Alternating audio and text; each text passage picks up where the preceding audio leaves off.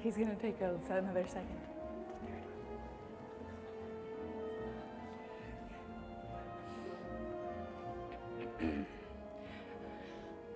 Hi guys, I'm Heather Knight. Data is going to introduce me in just a second, but one of the first things that you learn about technology is sometimes they're not actually for making our lives easier. They're making for our lives to be more enjoyable. And sometimes that means we have to come to them and go on their technology time. Have you ever had a problem with your cell phone? No? Let's go. Computer? But yeah, but in the end, I think they make our lives a lot more interesting. Hello, everybody. Can you hear me? All right. The volume is good. Okay, thanks. Let's do this.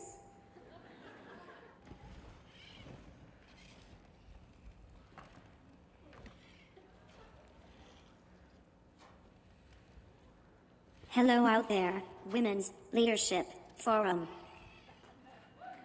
This here is my programmer, Heather Knight. Give it up for Heather, the roboticist! Exclamation mark. My name is Data, and I will be your host for this presentation. I would like to say it is a pleasure to be here, but I am a robot, and no emotion. Heather, how about you get working on that emotion program? I'm trying. My programmer designs my presentations with the goal of driving innovation in social robotics, which is the integration of robot helpers into everyday life. So you might as well get used to this. Right, guys? Please welcome Heather Knight. Thank you.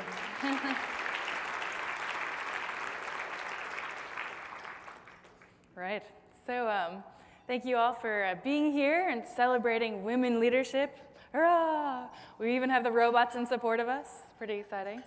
I am a robotics engineer. I studied electrical engineering. I got 2 degrees down the street at MIT. Now I'm doing my PhD at Carnegie Mellon. So I'm like this student forever, 20 years later. But yeah, and I want to be a professor, so it might be a while. Always at a university, can't escape. In my free time, I also run a robot theater company called Marilyn Monrobot, and we do robot comedy performances. We have a robot film festival in New York City every summer, and have done other performances on stage with technology, and occasionally an interactive art installation here and there. But a quick example of some past projects. I've been building robots for the past 11 years. I started with my first robot my freshman year at MIT. And this robot flower exhibit was my second robotics project. I'll show you a video of that a little bit later.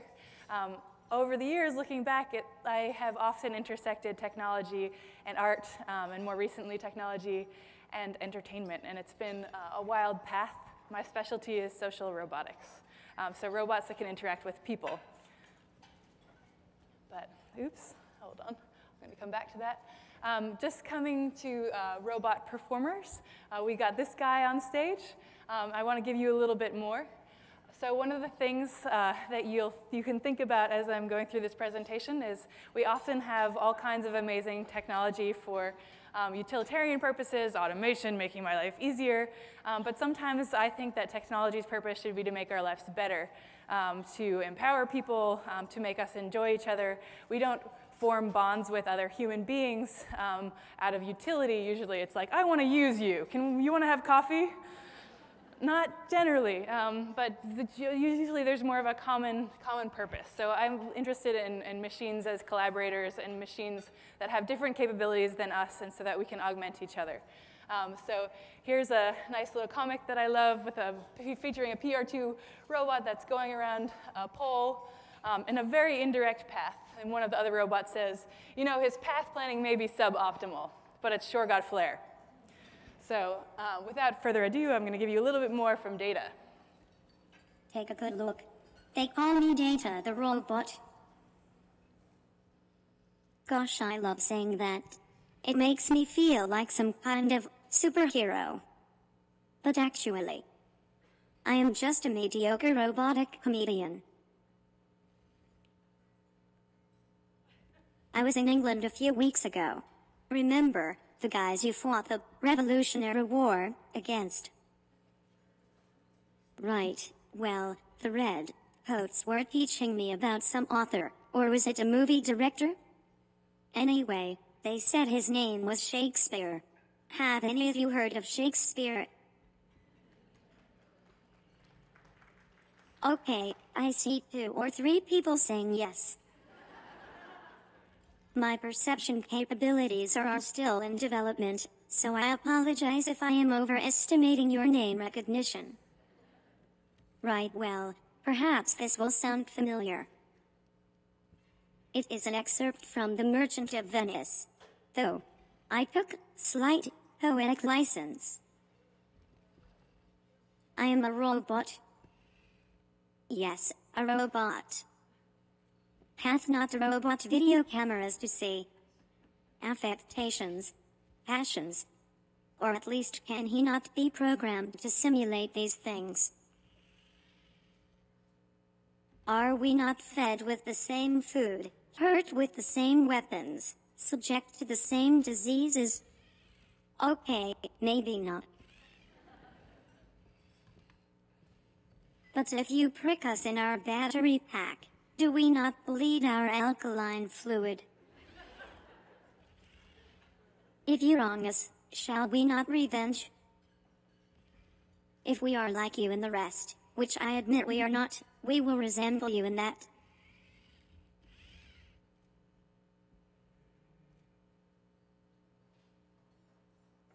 I know I'm not a biological woman, and I am not as good at marketing as many of you. But perhaps you enjoyed my poetry. Heather is a researcher in social robotics. Social intelligence is so complex that many humans are not good at it. Any programmers or engineers in the house? Me. I rest my case. Do not feel bad. My interaction capabilities are worse than yours. Using your feedback, however, my programmer hopes that one day I will become an autonomous, robotic performer. Like Kevin Costner.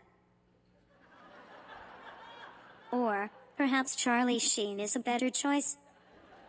That's what is called a tagline in comedy. One day, I might be able to choose my own tags just by searching the internet. According to my feedback data, you are a wonderful crowd, and I am really glad you are here for me. Because I think I might be about to break up with my programmer. What? Data? I caught her collecting videos of other robots. I don't feel pain. But that does not compute. I confronted her and she claims she needs to do research with other embodied machines to improve my response capabilities. But, again, that does not compute. She's calling it the Robot Film Festival. She says it will be like the Bot Oscars. I'm feeling more than a little bit jealous. I mean, you know that I love robots, but you're my only performer. There's no need for you to get jealous. Don't touch me. You hurt my feelings. There is only one thing I know that could win you back. I will impress you with my dance moves.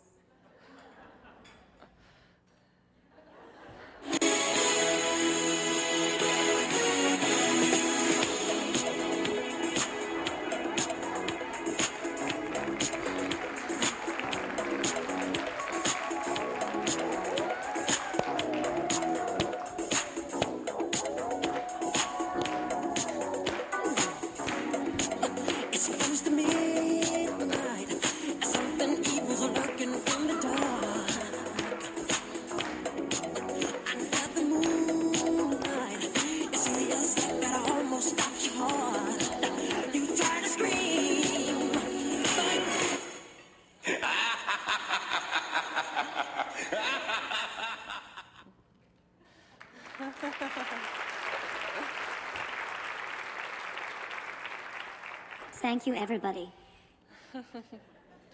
He loves applause. Heather, you just think about that for a second. I'm done. I told you technology was a lot of trouble. All right, well, thank you, Data. One last round.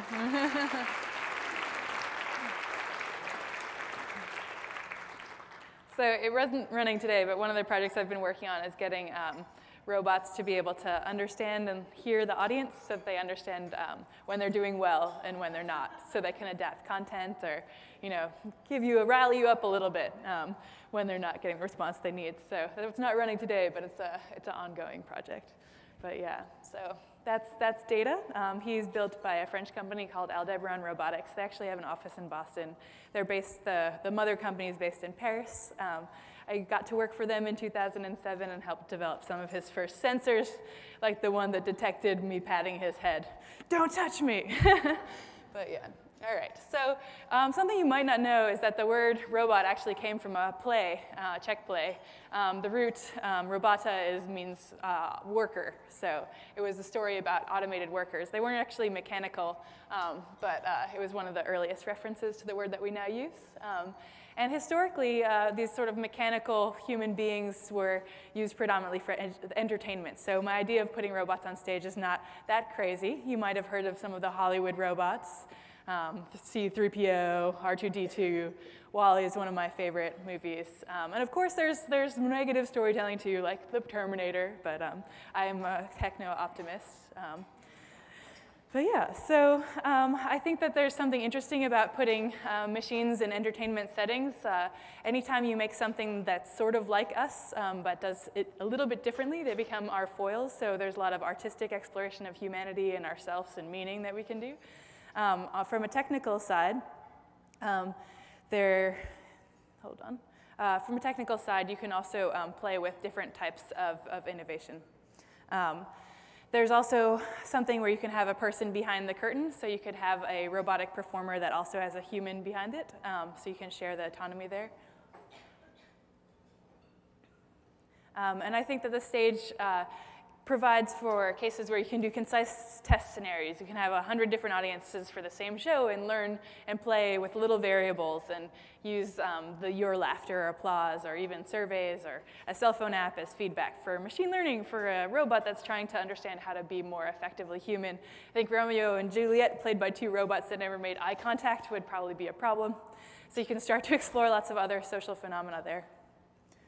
But let's see.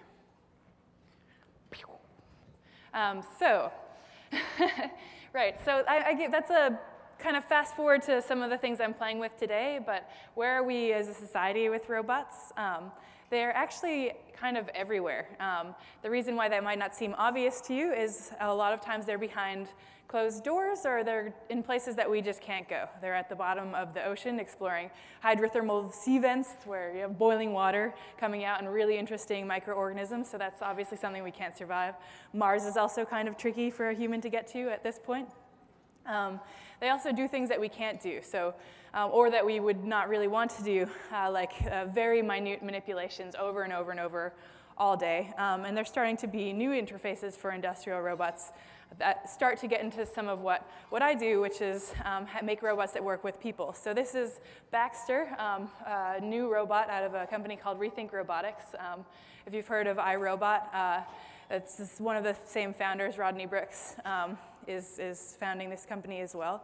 And so people can actually demonstrate by moving the robot arm around what they want the manipulations to do, and the robot also lets you know that it knows that you're there. So if you're coming close to it, it kind of looks like the touch screen makes eye contact, and it starts slowing down. So these sort of, this is kind of like body language at this point. It's very effective because you want to know in the same way when you're coming into an intersection that another car is not going to pull out and hit your car. You also want to know that this industrial robot is aware that you're in its space and is slowing down and considerate of you. mentioned before, shared autonomy. There's another interesting side of that where you could have a robot that's hiring humans on the internet, like the Herb robot on the right there.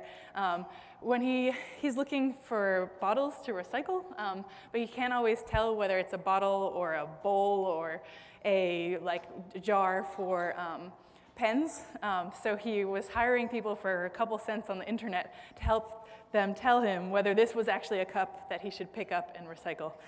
For a couple cents a piece, he would get like 3 to 5 people, have a voting process in case some people weren't paying attention or were, lying. But yeah, it's kind of an interesting idea, reversing some things. I also think we relate differently to technology that's embodied. There's something different about being on a screen and being in the same physical space. Watching a video of the beginning of my presentation, I think will be very different than, the feeling that we are sharing the same air, and that you can see what's happening and you can come and maybe take a picture with the robot afterwards. But yeah, and psychologically that's scientifically valid. We respond differently to physically embodied machines, and so not only are we able to create machines that can physically manipulate our world or move to where sensing is. One of my favorite examples is there's this startup that's trying to make mobile phone towers, mobile phone towers. So basically depending on the usage of cell phones within a city, you could have the towers themselves be driving around to maximize the best coverage for how people are using their phones over the course of a day. I think that's really interesting. You obviously can't have that if you don't have mobility in a machine. But people have also been using robots in autism therapy and so on because sometimes these kids feel more comfortable with technology than people, so you can use their simplified social behavior systems as a stepping stone to practicing caretaking or turn-taking behaviors with much more complex social systems that all of us have. So metaphorically, I think we are kind of cyborgs already. I mean, I'm talking to you through a sound system with my slides on a screen and a robot next to me. We're already living in this future, and I think we need to put a lot of thought into the interfaces that we're creating. Sometimes it would be nice for the interfaces to meet us in the middle and come to us, rather than us having to learn how to use every stupid email system or new product that comes out.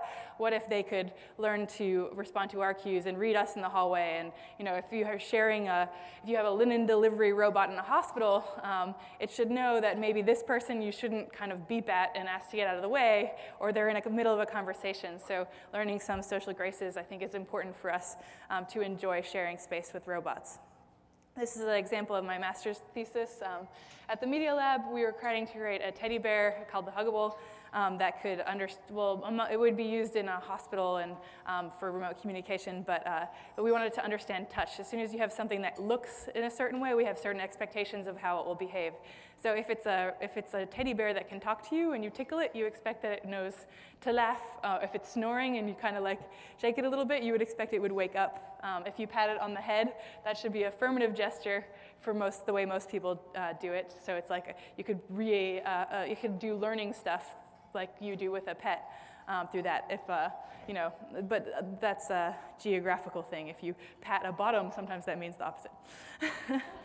So how do you learn these things? So a lot of my work because I'm trying to make robots that interact with people, comes from people. So you gather data from humans like you and me, and you try to do learning and pattern recognition, and sometimes you have a person behind the curtain to act as the robot should when you're gathering that data before we can algorithmically make that happen.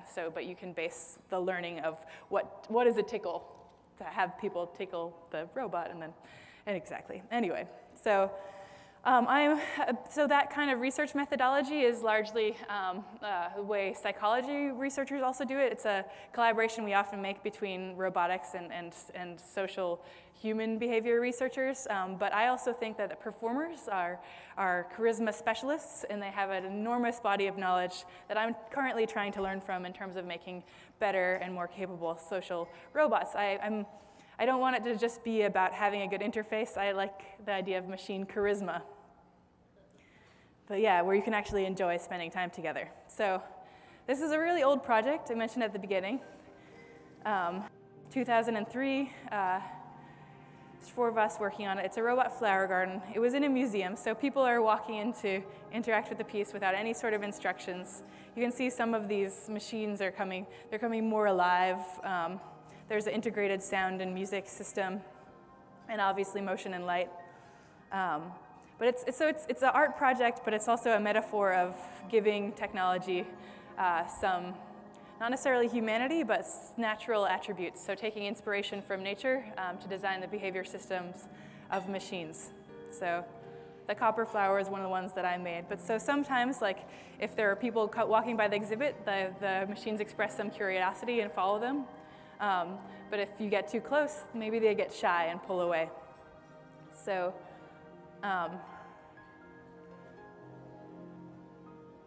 all of this is, started out in electrical engineering, so I really like sensors. So some of this is looking at, they're sensing warm objects in the vicinity, or they're using infrared kind of brake beam sensors like you would have in a bathroom. And then the soil is we took from the lathe that we were machining some of these flowers on, so the metal chips that come off when you're machining the parts. So I find that art can, in general, be a powerful way of us understanding what we can do.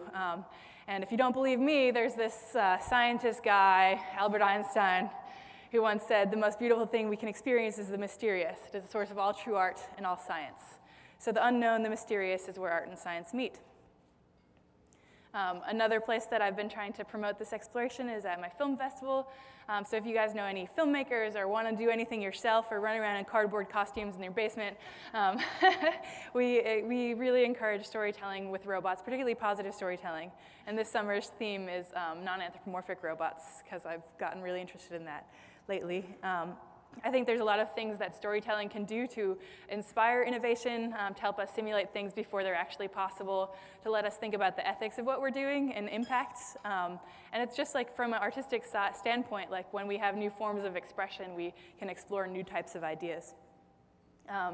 You would all be in the running for a robot Oscar, a Botsker, naturally 3D printed by a robot. And like even the base is sort of robotically milled with the title and like laser cut with your name. But yeah, so I think that it's important in the end, like as people, we relate to storytelling. A lot of our free time we spend sharing stories with each other about our day or watching movies and entertainment, and we have a natural attraction for that. So when we see technology, we also create stories. And I think performers have been some of the best people for me to collaborate with in creating that in robotics. Something that really crystallized that for me was working on this project with OK Go when I was out in LA for a couple years working at the Jet Propulsion Laboratory. So this is like a huge group of maybe like 80 people that are building this machine, working with a rock band to make this music video. They had a couple requirements. The machine had to start the song, which it's about to do. That's the iPod. You can turn the volume up just a little bit.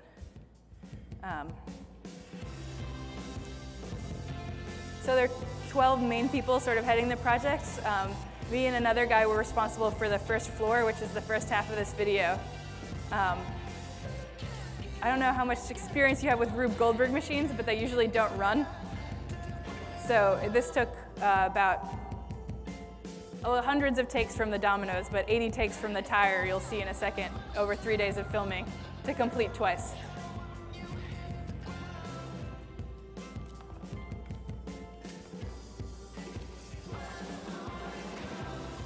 So I want robots that are as compelling and charismatic as this crazy machine.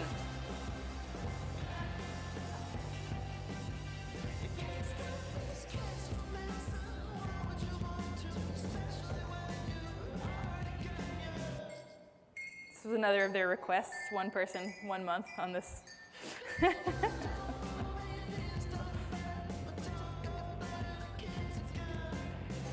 You can see the second piano that was dropped too many times.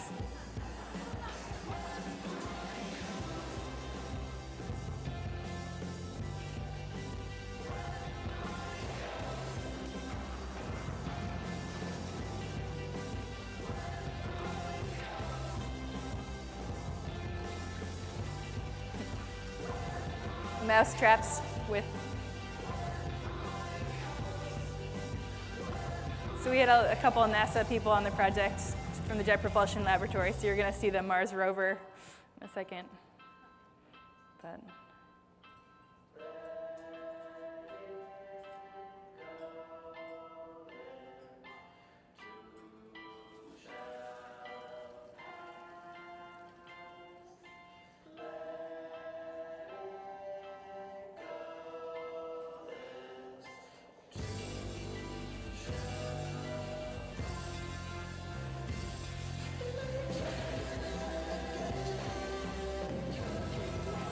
other broken TVs.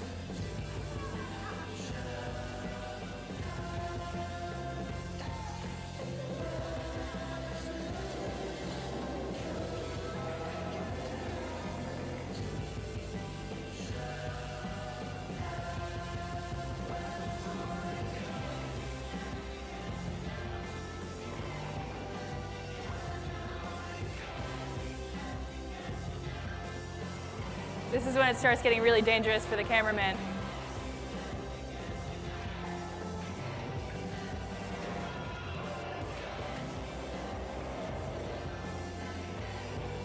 That's an oven. Bam.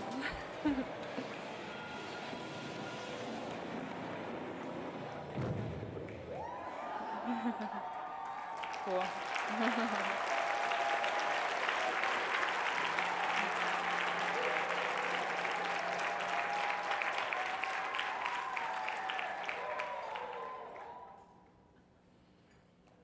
Cool. So, I mean, I think that there's some key reasons why we care about that machine. And it's amazing to work with performers. I think that innovation and technology and just everything that we're creating today takes ideas from all kinds of people, from creatives, from performers, from technologists, from men, from women, from different cultures. In the end of the day, I'm having a lot of fun, and I hope you enjoyed my presentation, and leave you with this question. Are you ready to banter with robots at cocktail parties? Thank you.